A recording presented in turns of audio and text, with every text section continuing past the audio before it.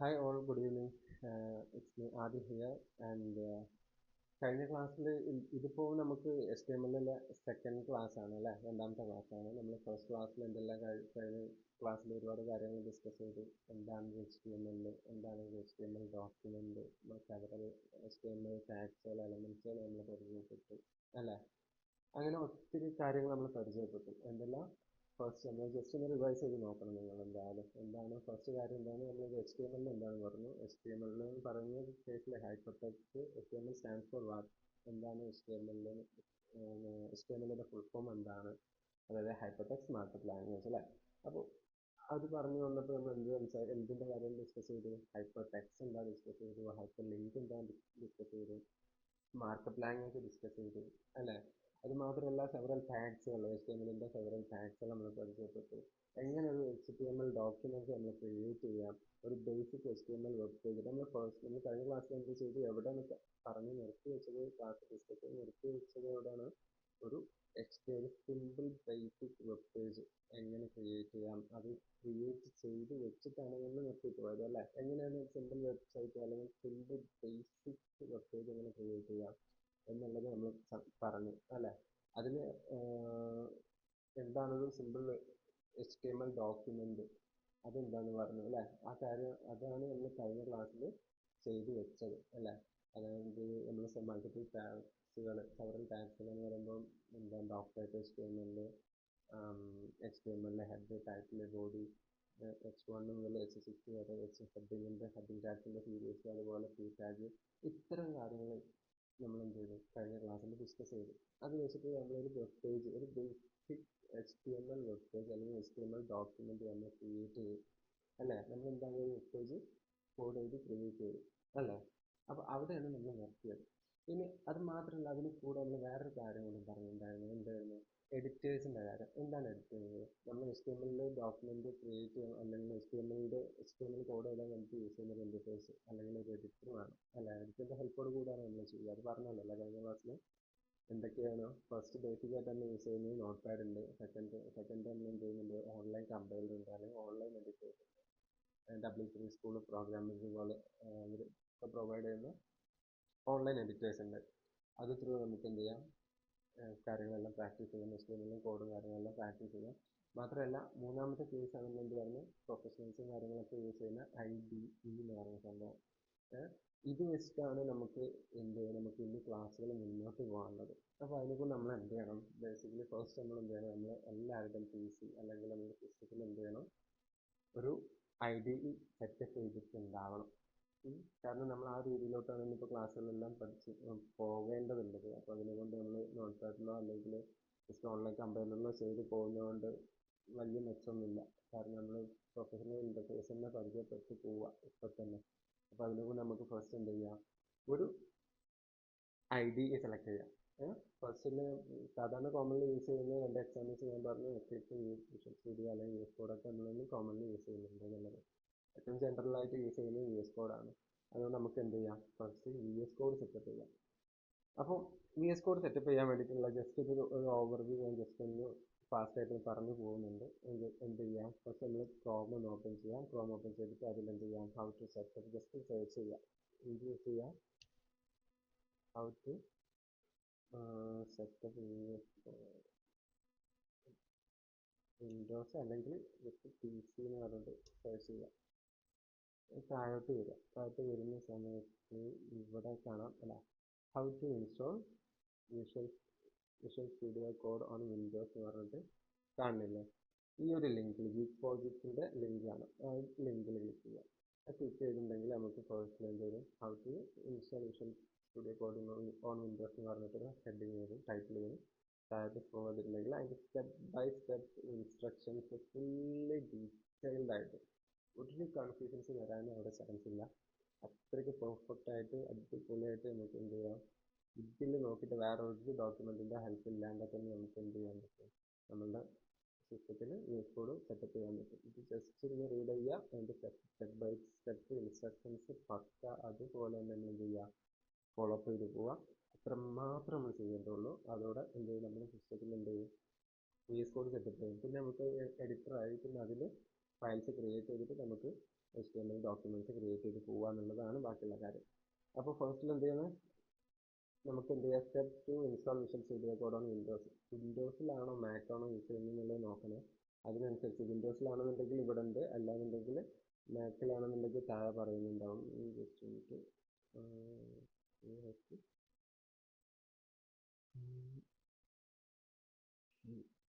Just minute, ഇതിൽ വിൻഡോസിൽ മാത്രമേ ഉള്ളൂ അല്ലേ? Okay, sorry. അപ്പോൾ എന്ത് ചെയ്യുക, വിൻഡോസ് ഇൻസ്റ്റാൾ ചെയ്യാനുള്ള ട്യൂട്ടോറിയലാണ് അതിൽ ഇത്. അപ്പോൾ ജസ്റ്റ് എന്ത് ചെയ്യുക, നമ്മൾ വിൻഡോസ് ഇൻസ്റ്റാൾ ചെയ്യാൻ വേണ്ടിയിട്ട് വിൻഡോസിൽ വിഷ്വൽ സ്റ്റുഡിയോ സെറ്റപ്പ് ചെയ്യാൻ വേണ്ടിയിട്ടാണ് ഇപ്പോൾ നമ്മൾ പോകുന്നത്. നമ്മൾ ഫസ്റ്റിൽ എന്ത് ചെയ്യാം, visit the official website of Visual Studio Code. VS കോഡിൻ്റെ ഒഫീഷ്യൽ വെബ്സൈറ്റിൽ പോയിട്ട് വേണം നമ്മൾ എന്ത് ചെയ്യുക, ഇതിൽ നമുക്ക് വിൻഡോസിന് വേണ്ടിയിട്ടുള്ളതായാലും മാക്കിന് വേണ്ടിയിട്ടായാലും എന്ത് സെറ്റപ്പ് ചെയ്യാൻ ഡൗൺലോഡ് ചെയ്യേണ്ടത്. അപ്പോൾ ഫസ്റ്റ് നമ്മൾ എന്ത് ചെയ്യാം, ഒഫീഷ്യൽ വെബ്സൈറ്റിൽ പോവുക.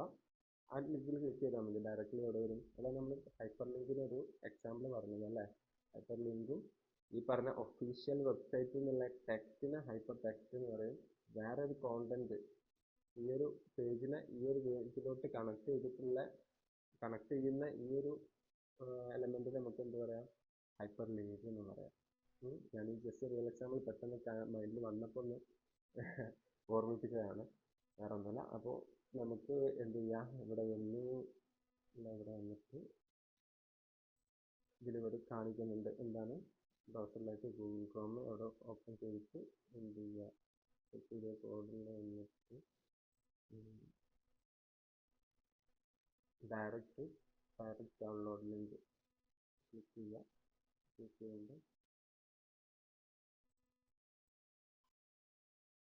ഇത് ഡൗൺലോഡ് ആവുന്നുണ്ട്.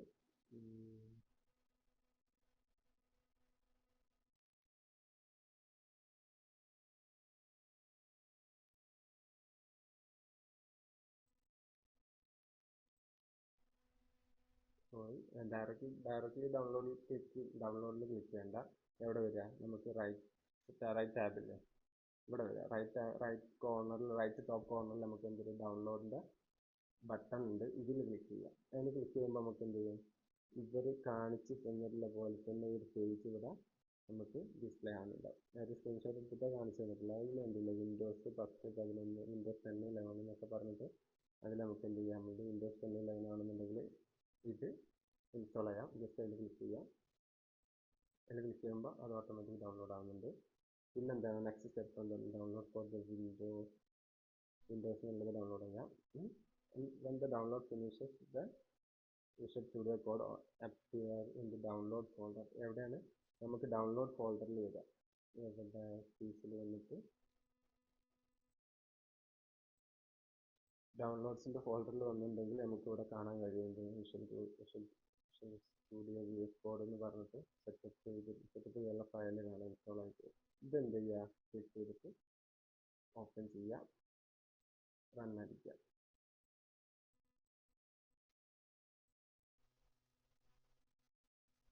ഓക്കെ, എന്നിട്ട് അടുത്ത ഓപ്ഷൻ എന്താ പറയുന്നത്, ഇവിടെ നോക്കുക, സ്റ്റെപ്പ് 5 എന്താ പറയുന്നത്, ആക്സെപ്റ്റ് ദ അഗ്രിമെൻറ്റ്. അത് കൊടുത്തിട്ട് നെക്സ്റ്റ് അടിക്കുക. നെക്സ്റ്റ് കേസിൽ എന്താ പറയുന്നത്, register code as an editor. അത് ഈ രണ്ട് ഓപ്ഷൻസ് എന്ത് ചെയ്യുന്നുണ്ട്, ആഡ് ടു പാത്ത്, ഈ രണ്ട് ഓപ്ഷൻസ് എന്ത് ചെയ്യുന്നുണ്ട്, ചെക്ക് ചെയ്തിട്ടുണ്ട് അല്ലേ. അപ്പോൾ അത് നമ്മൾ ചെക്ക് ചെയ്തിരിക്കണോ എന്നുള്ളത് കൺഫേം ആക്കിയതിന് ശേഷം എന്ത് ചെയ്യുക, നെക്സ്റ്റ് അടിക്കാം. നമ്മുടെ ഒരു ഡെസ്ക്ടോപ്പ് ഐക്കൺ ക്രിയേറ്റ് ചെയ്യാൻ വേണ്ടിയിട്ട് നമുക്ക് ജസ്റ്റ് അതിലും ക്ലിക്ക് ചെയ്ത് കൊടുക്കാം. ഇത് നെക്സ്റ്റ് ചെയ്യാം. പിന്നെ എന്ത് ചെയ്യുക, താഴത്ത് വന്നിട്ടുണ്ടെങ്കിൽ ഇവിടെ എന്താ ഇൻസ്റ്റാൾ ചെയ്യാനാണ് പറയുന്നത്, ഇൻസ്റ്റാൾ ചെയ്ത് കൊടുക്കാം.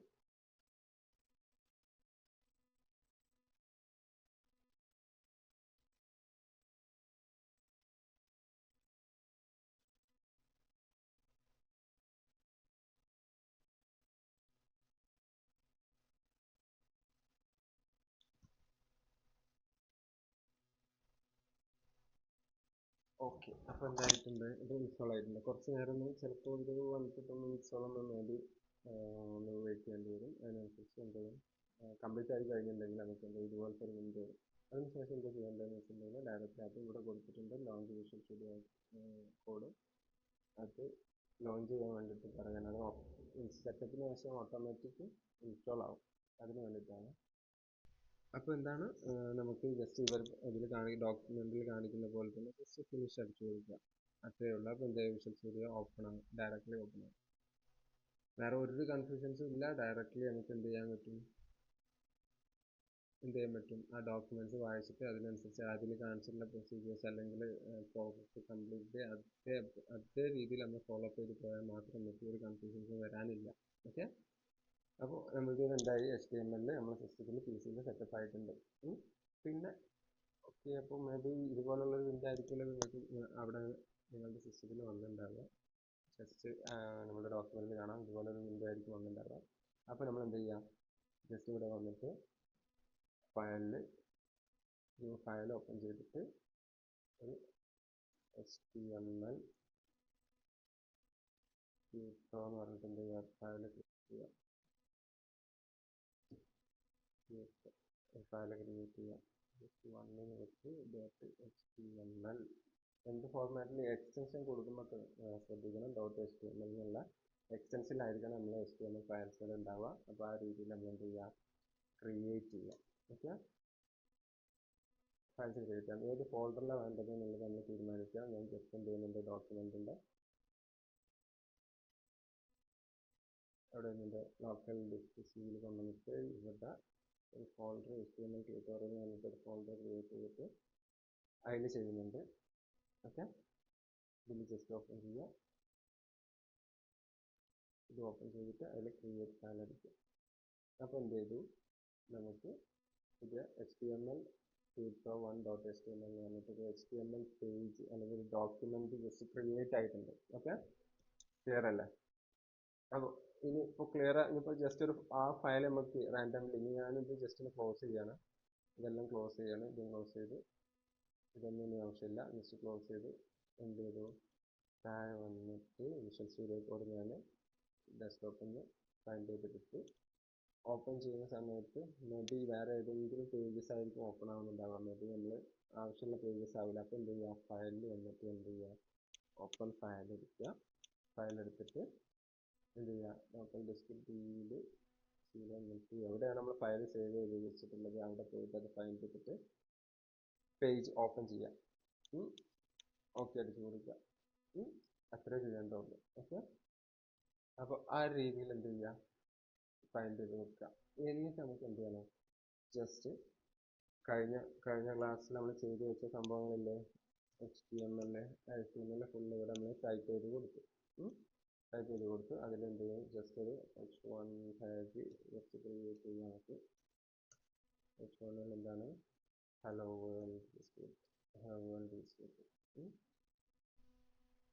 ഇനി നമുക്കിത് എന്ത് ചെയ്യാം, റൺ ചെയ്തിട്ട് നോക്കാം. അപ്പോൾ ഒരു HTML ടാഗ് റൺ ചെയ്യാൻ വേണ്ടിയിട്ട് ഇതിപ്പോൾ എവിടെ വന്നിരിക്കുന്നത്, നമ്മുടെ ഫയലിലല്ല കേട്ടോ. അപ്പോൾ നമ്മളിവിടെ എന്ത് ചെയ്യും, ഫയൽ വന്നിട്ട് ഓപ്പൺ ഫോൾഡർ മാറ്റി വെക്കണം. ഫോൾഡർ എടുത്തിട്ട് എവിടെ വരിക, നമ്മളുടെ HTML tutorial folder select folder ചെയ്തെടുക്കുക. എന്നിട്ട് എന്ത് ചെയ്യുക, ഇതിൽ HTML ഫോൾഡർ ഓപ്പൺ ചെയ്യുക. അപ്പോൾ നമ്മുടെ കോഡ് ഇവിടെ വന്നു. എന്നിട്ട് എന്ത് ചെയ്യുക, ഇവിടെ ജസ്റ്റ് എന്ത് ചെയ്യണം, സ്റ്റാർട്ട് HTML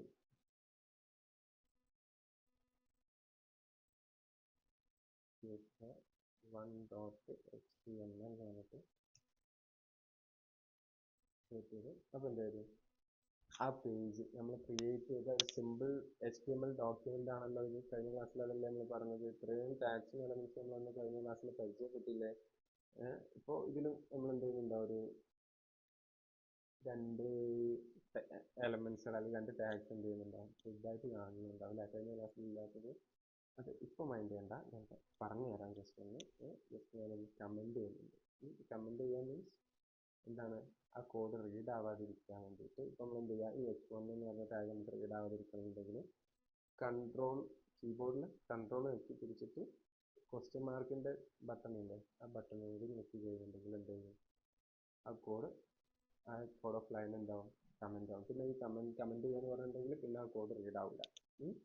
അപ്പോൾ രണ്ടാമതുണ്ട് അതൊന്നുകൂടി ഞെക്കിയിട്ടുണ്ടെന്നുണ്ടെങ്കിൽ അതേ രീതിയിൽ എന്തെങ്കിലും ഫോളോ ചെയ്തിട്ടുണ്ടെന്നുണ്ടെങ്കിൽ എന്താവും, അത് അൺകമന്റ് ആവുകയും ചെയ്യും. ഓക്കെ, അപ്പോൾ ഞാൻ സ്റ്റാർട്ട് HTML, അതായത് സ്റ്റാർട്ട് എന്ന് പറഞ്ഞിട്ട് HTML ടൂട്ടോ, അതായത് നമ്മൾ ക്രിയേറ്റ് ചെയ്ത ഫയൽ നെയിമും .html കറക്റ്റ് അതിൻ്റെ എക്സ്റ്റൻഷൻ അതിൻ്റെ ഫയൽ നെയിം കൊടുത്തിട്ടുണ്ടെന്നുണ്ടെങ്കിൽ ആ ഫയൽ എന്താണ് റൺ ആവും. റൺ ആയി കഴിയുന്നുണ്ടെങ്കിൽ നമുക്ക് എന്ത് ചെയ്യും, നമ്മൾ കൊടുത്ത HTML ഡോക്യുമെന്റ് റൺ ആയിട്ട് ബ്രൗസർ എന്ത് ചെയ്യും, അതിൻ്റെ വെബ് പേജ് ജനറേറ്റ് ചെയ്യും.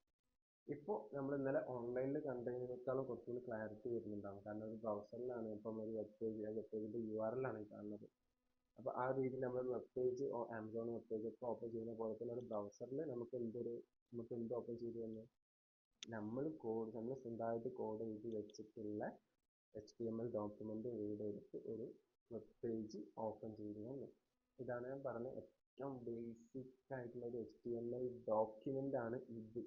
അതുപോലെ തന്നെ ഏറ്റവും ബേസിക് ആയിട്ടുള്ള ഒരു സിമ്പിൾ ബേസിക് HTML അല്ലെങ്കിൽ വെബ് പേജ് ആണ് എന്ത് പറയുന്നത്, ഈ കാണുന്നത് അല്ല, ഒരു വൈറ്റ് സ്പേസ് അതിലെന്താണ് ഒരു ടെക്സ്റ്റ്, ഒരു സിമ്പിൾ ബ്ലാക്ക് ടെക്സ്റ്റ് എന്താണ് എഴുതിയിട്ടുള്ളത്, ഹലോ വേൾഡ് എന്ന് പറഞ്ഞിട്ട്. ഇതെന്താണ് ഒരു വെബ് പേജ് ആണ്. ഓക്കെ, അപ്പോൾ നമ്മൾ ഫസ്റ്റ് സ്റ്റെപ്പ് എന്തായി കംപ്ലീറ്റ് ആയി അല്ലേ. അപ്പോൾ ഞാൻ പറയാം ഈ മെറ്റ എന്താണെന്നുള്ളത്. എന്താണ് മെറ്റ?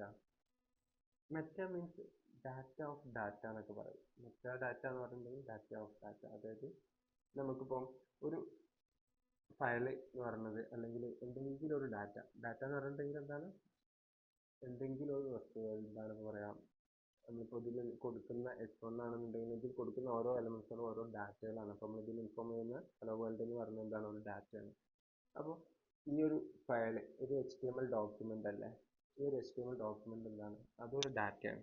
അപ്പോൾ ഈ ഡാറ്റയ്ക്ക് എന്തുണ്ടാവും, വേറൊരു ഡാറ്റനെ ഡിപ്പെൻഡ് ചെയ്യുന്ന അല്ലെങ്കിൽ ഡാറ്റനെ സ്പെസിഫൈ ചെയ്യുന്ന വേറെ ഡാറ്റകളുണ്ടാവും. അതായത് ഇതൊരു ഡോക്യുമെന്റ് ആണല്ലോ, ഈ ഡോക്യുമെന്റ് ഒരു ഡാറ്റയാണ്. അത് ഡാറ്റയാണെന്നുള്ളതിന് കൺഫ്യൂഷൻ ഒന്നുമില്ലെങ്കിൽ നമ്മുടെ സിസ്റ്റത്തിൽ എന്താണ്, നമ്മുടെ സെർവറിൽ എന്താണ് ഒരു ഫയൽ ഓരോ ഫയൽസ് എന്താണ്, ഓരോ ഡാറ്റകളാണ് അല്ലേ. അപ്പോൾ അതുപോലെ ഈ ഡോക്യുമെന്റും ഈ HTML ഡോക്യുമെന്റ് നമ്മളിപ്പോൾ ക്രിയേറ്റ് ചെയ്ത് വെച്ചിട്ടുള്ള ഈ ഡോക്യുമെന്റും ഒരു ഡാറ്റയാണ്. ഈ ഡാറ്റന്റെ മെറ്റാ ഡാറ്റ എന്ന് പറഞ്ഞത് എന്താണ്, അല്ലെങ്കിൽ ഡാറ്റ ഓഫ് ഡാറ്റ എന്ന് പറഞ്ഞിട്ടുണ്ടെങ്കിൽ എന്താണ്, ഈ HTML ഡോക്യുമെന്റിനെ സ്പെസിഫൈ ചെയ്യാൻ വേണ്ടിയിട്ട് വേറെ കുറച്ച് ഡാറ്റകൾ ഉണ്ടാവും. എന്താണ് അതിൻ്റെ HTML, അതിൻ്റെ പേര്, അതായത് ഈ ഡോക്യുമെന്റിന്റെ പേര് എന്താണ്, HTML2.1.html.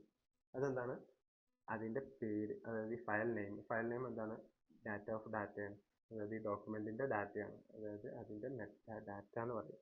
ഓക്കെ, അപ്പോൾ അതിൻ്റെ ഫയൽ നെയിം, അത് സ്റ്റോർ ചെയ്ത് വെച്ചിട്ടുള്ള ഫോൾഡർ അല്ലെങ്കിൽ അതിൻ്റെ പാത്ത്, നമ്മൾ എവിടെ സ്റ്റോർ ചെയ്ത് വെച്ചിട്ടുള്ളത്, സിയിൽ പോയിട്ട് HTML ട്യൂട്ടോറിയൽ എന്ന് പറഞ്ഞൊരു ഫോൾഡർ ക്രിയേറ്റ് ചെയ്തിട്ട് അതിലാണ് സ്റ്റോർ ചെയ്ത് വെച്ചിട്ടുള്ളത്. അപ്പോൾ ഇതിൻ്റെ ഫോൾഡർ, അതിൻ്റെ പാത്ത് എന്ന് പറയുന്നത് എന്താണ്, നമുക്ക് അതിൻ്റെ മെറ്റാ ഡാറ്റയാണ്.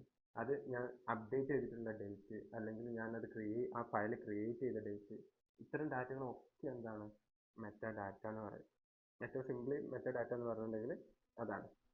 ഓക്കെ, അപ്പോൾ ഇവിടെ നമുക്ക് എന്തിനാണ് മെറ്റാ ഡാറ്റകൾ എന്നുള്ളതിൻ്റെ കൺഫ്യൂഷനും കാര്യങ്ങളൊക്കെ വരാം. അത് ഇപ്പോൾ അവിടെ നിൽക്കട്ടെ, അത് നമുക്ക് എന്തെങ്കിലും കൂടുതൽ ഡീറ്റെയിൽ ആയിട്ട് അതിനനുസരിച്ച് മുന്നോട്ട് പഠിച്ചെടുക്കാം. ഓക്കെ, ഇപ്പോൾ അവിടെ എടുത്തിട്ട് ഇപ്പോൾ നമ്മൾ എന്ത് കൂടുതൽ കോംപ്ലിക്കേഷൻസിലോട്ട് പോകണ്ട, ജസ്റ്റ് സിമ്പിൾ വെബ് പേജ് നമ്മൾ ക്രിയേറ്റ് ചെയ്തു അല്ലേ.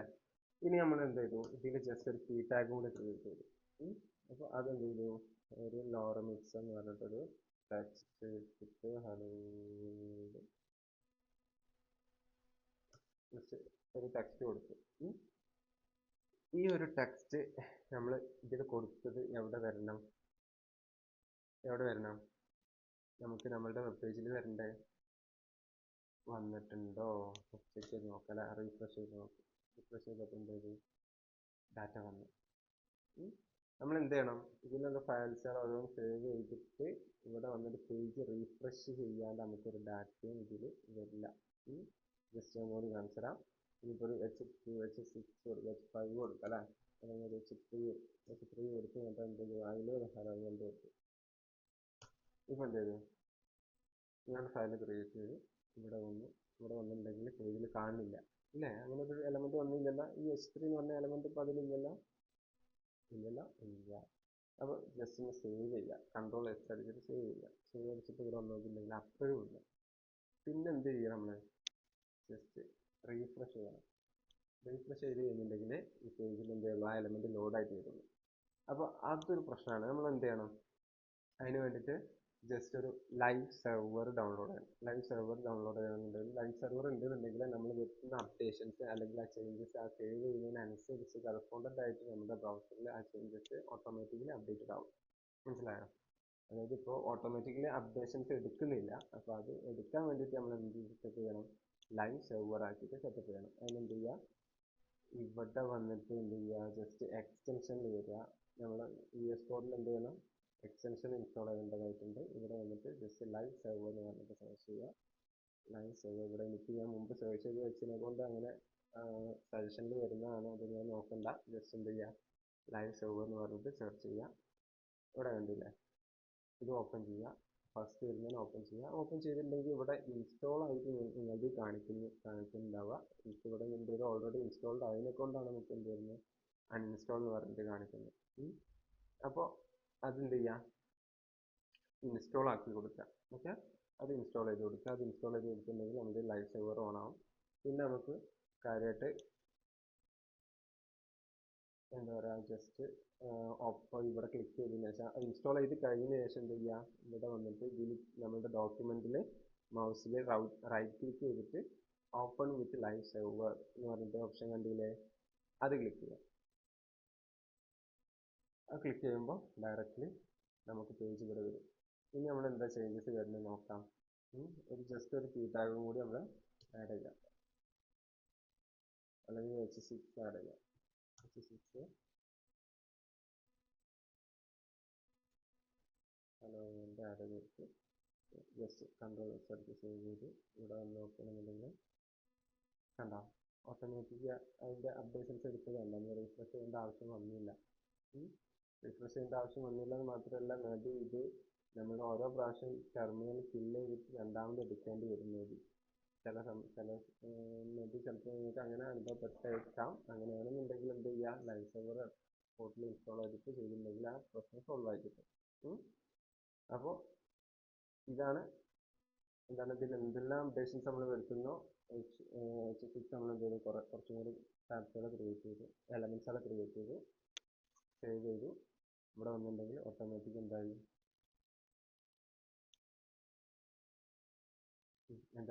എലമെൻസുകൾ ഓട്ടോമാറ്റിക് എടുക്കും. നമുക്ക് റീഫ്രഷ് ചെയ്യേണ്ടതായിട്ട് വന്നോ? ഇല്ല, വന്നിട്ടില്ല. അപ്പോൾ അതാണ് ലൈവ് സെർവർ എന്ന് പറഞ്ഞിട്ടുണ്ടെങ്കിൽ നമുക്ക് ഓരോരോ ഡോക്യുമെന്റ്സിൽ നമ്മൾ എന്തെല്ലാം അപ്ഡേഷൻസ് വരുത്തുന്ന അപ്ഡേഷൻസ് സ്പോട്ടിൽ നമ്മളുടെ ബ്രൗസറിൽ റിഫ്ലക്ട് ചെയ്യും. അതിന് വേണ്ടിയിട്ടാണ് നമ്മൾ ലൈവ് സെർവർ ഓൺ ആക്കുന്നത്. ഓക്കെ, പിന്നെ നെക്സ്റ്റ് അപ്പോൾ നമ്മൾ ഏകദേശം കുറഞ്ഞ ടാഗ്സും കാര്യങ്ങളും നമ്മൾ പരിചയപ്പെട്ടു കഴിഞ്ഞു അല്ലേ? അപ്പോൾ ജസ്റ്റ് ഒന്ന് ഹൈഡ് ചെയ്യുന്നുണ്ട്, ഇതിനെ വലുതായിട്ട് കാണാൻ വേണ്ടിയിട്ടാണ്. ഓക്കെ, അപ്പോൾ നമ്മൾ കുറച്ച് ടാഗ്സുകളും കാര്യങ്ങളെല്ലാം നമ്മൾ പരിചയപ്പെട്ടു. അതിന് പുറമെ കുറച്ചുകൂടി ടാഗ്സുകൾ നമുക്ക് ഇന്നത്തെ ക്ലാസ്സിൽ പരിചയപ്പെടാം. എന്തൊക്കെയാണ്? ഹെഡിങ് ടാഗ്സ് നമ്മൾ പരിചയപ്പെട്ടതാണ് അല്ലേ? H1 H2 മുതൽ H6 വരെ. പാരഗ്രാഫ് ടാഗ് ആണെന്നുണ്ടെങ്കിൽ P ടാഗ്. അതുപോലെ ലൈൻ ബ്രേക്ക് ടാഗ് ഉണ്ട്. ലൈൻ ബ്രേക്ക് ടാഗ് എന്ന് പറയുമ്പോൾ എന്താണ്? അതായത് നമുക്കിപ്പോൾ ഇവിടെ കണ്ടില്ലേ, ഇപ്പോൾ ഇത് ടോട്ടൽ ഒരു ജസ്റ്റ് ഒരു P ടാഗ് എടുക്കും. നമ്മൾ P ടാഗ് എടുക്കും. P ടാഗ് നമ്മൾ റാൻഡംലി കുറച്ച് ഡാറ്റ എൻ്റർ ചെയ്തു,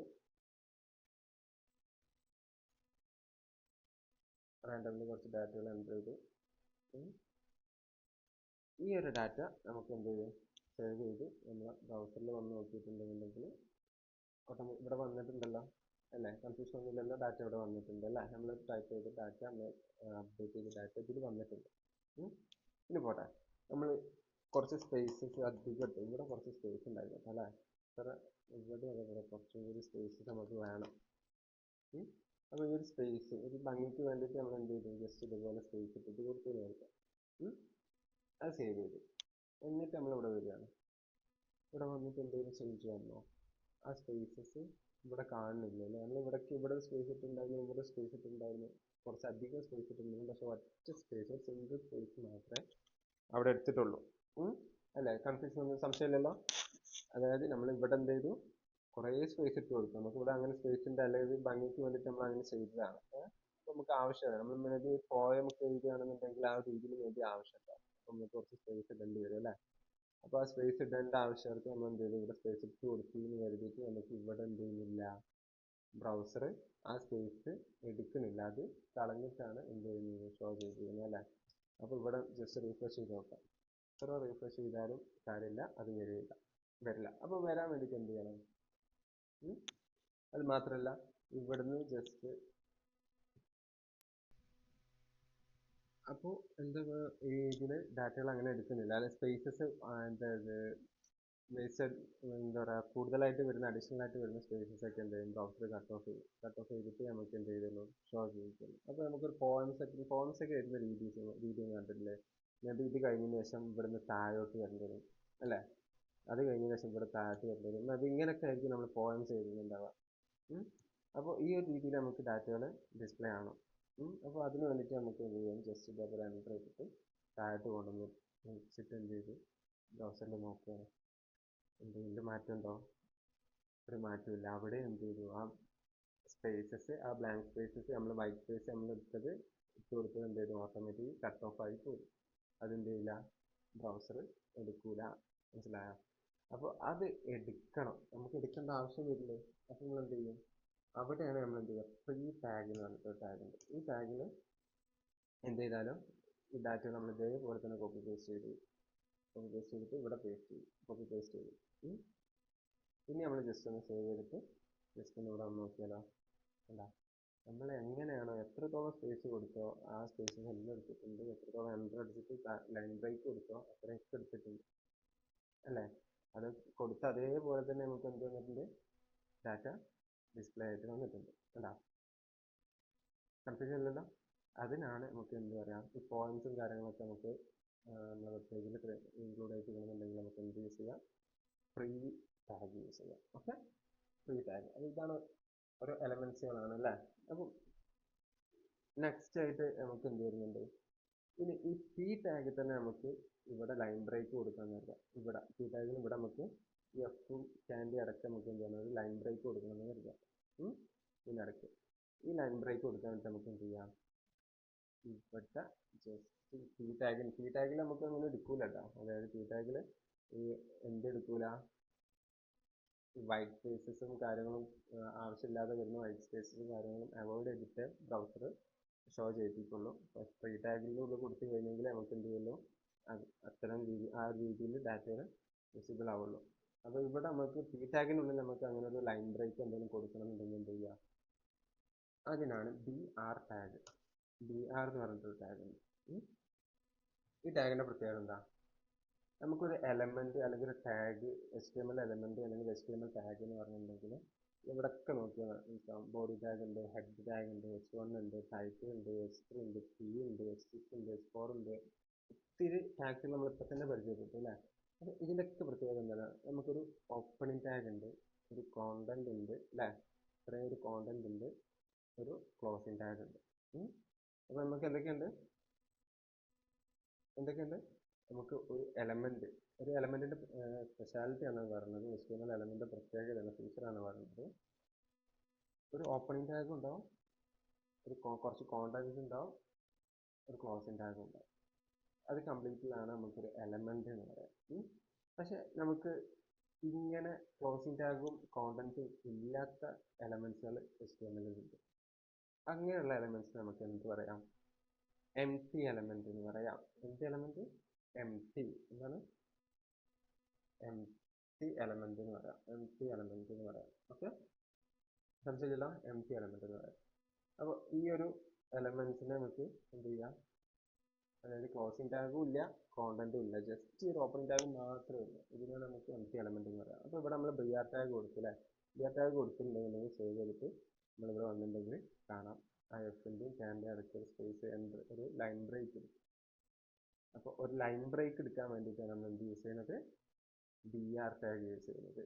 മാത്രമല്ല BR ടാഗിൻ്റെ പേരെന്താ പറയുക, എന്ത് എലമെന്റ് എന്ന് പറയാം, എംപ്റ്റി എലമെന്റ് എന്ന് പറയും. ഓക്കെ, ക്ലിയർ അല്ലേ. അപ്പം ജസ്റ്റ് ഇത്രയും കാര്യങ്ങൾ എന്ത് ചെയ്യുക, ഒന്ന് നിങ്ങൾ മനസ്സിലാക്കിയിട്ട് വെക്കുക.